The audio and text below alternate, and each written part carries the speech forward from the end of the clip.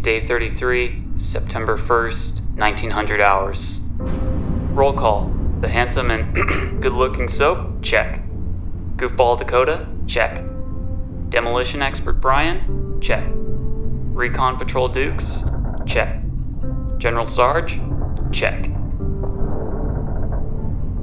Los Angeles is different and lonely now that the humans are gone. Well, at least the ones that didn't get infected. It was another day of battle and defeat as we tried to reach our target. It's life-threatening and dangerous. We've still managed to keep our pack together. Every fight, every tear, every compromise has brought us here. But I still haven't found Chloe.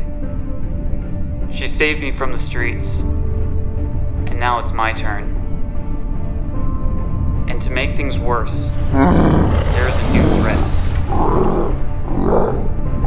A deadlier threat. A threat that will change the face of evolution as we know it.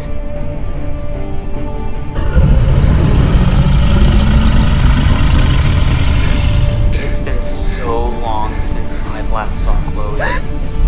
If I don't find her soon, I might never see her again.